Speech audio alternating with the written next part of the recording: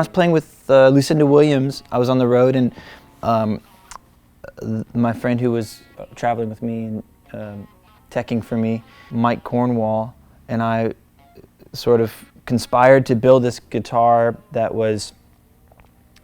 actually, it was like a replica of the Stratocaster that Ry Cooder uses. You know, there have been a lot of people that have built versions of that, and they call them Cooder casters. And I mean, basically what that is it's a Valco or Supro lap steel guitar pickup in the bridge position, and then Ry uses a Teisco gold foil pickup in the neck. But I was borrowing a guitar from my friend who also played with Lucinda, Val McCallum. And Val had a guitar that somebody had kind of thrown together with parts, and it included a Telecaster neck that he had had since he was like 14 years old, and it was on a guitar that he used to just throw in the back of a pickup truck with no case, you know, and it just rattle around back there. And it's a really, really great neck, and I used it, I borrowed it for a recording session and just fell head over heels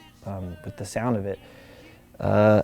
So we set about trying to find parts to build it, and it was a really fun experience, and it was kind of like making a hot rod, and we would use some things that are part of the guitar, the Cooder caster, you know, the main one that Ry uses, the original one. We would use things that are definitely a part of that design, and then we would start to you know, mess with it from there and find other pickups, and it's just been a really kind of, I made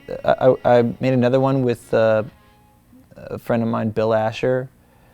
and he's a guitar builder, and it's great, but there's something about those pickups and the neck and the combination and the tuning that it's in, it just feels like it's residing where it wants to, you know? Like sometimes you get a guitar and it's interesting, but then you start tuning it down, and all of a sudden, you know, half step down, the whole thing opens up. Or you keep going and you go down and you're in C sharp, and there's the instrument. You know, sometimes you can find